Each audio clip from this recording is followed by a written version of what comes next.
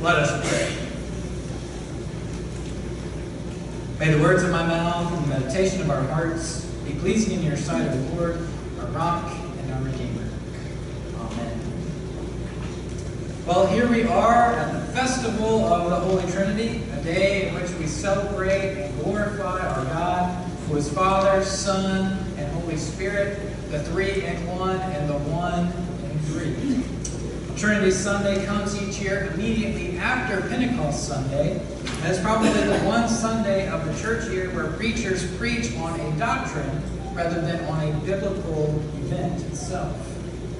Now in seminary, we spend a lot of time studying the doctrine of the Holy Trinity. We talk about how it arises in Scripture, and how the eternal nature of God, the Father, the Son, and the Spirit doesn't contradict Deuteronomy 6, which emphasizes the oneness of God. Hear, O Israel, the Lord our God, the Lord is one. Rather, the doctrine of the Trinity affirms God's oneness through the lens of Scripture. Now, my theology teacher, a brilliant man by the name of Dr. David Yago, had us read some wonderful material on the Trinity as we try to get our heads around this idea. We would come into class and listen to his lectures. We'd have the opportunity to ask questions and gain insight about what it means that God is Father, Son, and Spirit, and yet is one.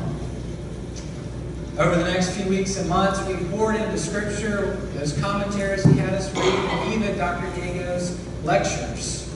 And finally, we came to the end of our study. We had one last assignment. In Dr. Yago's words, it was simple. Write a paper explaining the Holy Trinity and do it in 10 pages or less. Now this is tricky business because, as any seminarian will tell you, every analogy for the Trinity brings down at some point. You can emphasize the oneness of the Trinity, saying that it's like water, H2O, which exists as a solid, a liquid, and a gas. Water can transform from a liquid to a gas, and from a solid to a liquid, and remain water. But this analogy isn't complete. Our God doesn't stop being God the Father so that he can be God the Son. He doesn't stop being who he is so that he can be this Holy Spirit. God is not one, but three, one at the same time. Now, given this flaw in the water analogy, sometimes people turn to the example of an egg. And an egg, after all, is one thing that exists in three parts: the shell, the whites, and the yolk. Yet none of these three parts are co-equal, nor are all the parts necessary for the egg to exist. You can think about it this way: you can get rid of the shell and still scramble an egg. Or you think about what happens when an egg hatches. The shell is no longer necessary. The yolk and the whites aren't what they once were. They also transformed. And this is not the way with our Lord. And so sadly, this analogy also falls short. There are lots of other analogies out there, but trust me when I say that they also fail to convey the uniqueness of our God. So when facing questions like, how does the Holy Trinity work exactly? Or explain how 3 in 1 is not 3 different things or 3 different gods, we seminarians resort to the fail-safe answer. It's a mystery. It's a mystery. Unfortunately, you can't spend 10 pages rewriting the phrase, it's a mystery, it's a mystery, it's a mystery. You can probably do that, but you're going to be a seminary student for a long time. So as I sat down to work on this assignment, I became overwhelmed. I knew that I could not explain the Trinity. Dr. Yago had taken 50 pages to discuss the Trinity, only to conclude that you can't ultimately wrap your mind around the idea that God is 3, Father, Son, and Spirit, and yet remains 1. You see, we can't explain how that works, how 3 can be 1 and 1 can be 3, but having a doctrine means that we have a language to talk faithfully about something that's beyond our comprehension. That's really what Dr. Yago was getting at in that assignment. How do we talk about the Holy Trinity? Well, maybe we can take a lesson from the early church. In trying to describe what they saw in the pages of the Bible, the early church decided to use the word person to describe the Father, the Son, and the Spirit. Now, when they used that word person, they didn't mean it the same way that we do today. When we speak of someone as being a person, we often mean it as an individual, as someone who is separate from other people, or we simply just mean a human being. But that's not how the early church understood that word. For them, a person is someone who could relate to another. So in God, there are three distinct persons, yet these three persons are not separate from one another.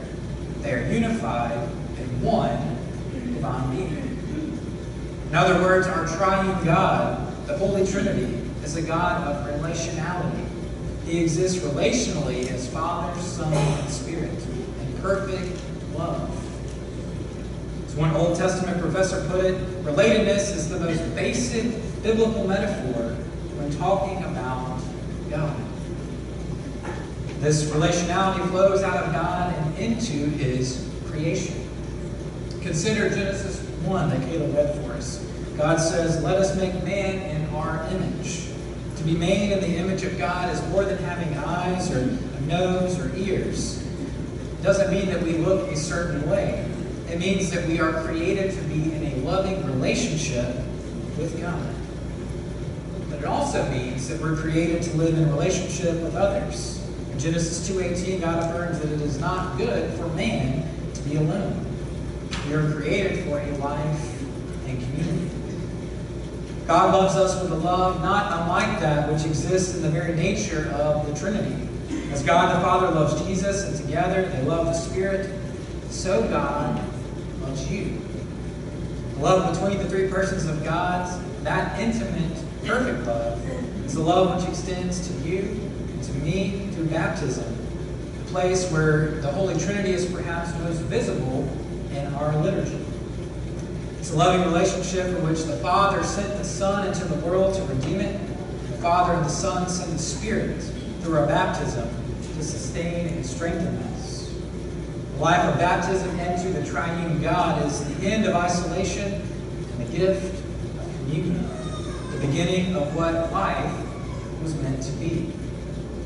This is life in the Holy Trinity. Our gospel text from Matthew 28, known as the Great Commission, defines what this kind of life looks like, grounded in a relationship with the triune God, what it might look like on this side of heaven. We're called to go, therefore, and make disciples of all nations, baptizing them in the name of the Father and of the Son and of the Holy Spirit, teaching them to observe all that I have commanded you. You see, life in the Trinity is life centered on relationship, calling us to go and to invest in relationships with others, telling them about a God who loves them more than they can ever possibly realize, teaching them, watching as God brings them into His family through baptism, even so walking with them as they grow in their relationship with God. Now, there's often times within this journey that we can't explain why things happen. We might question where God is in the midst of what we're going through.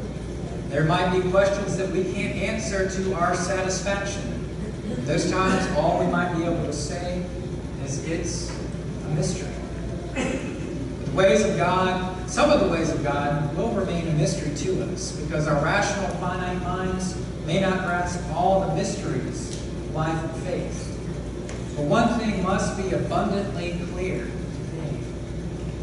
The love of the triune God is no mystery.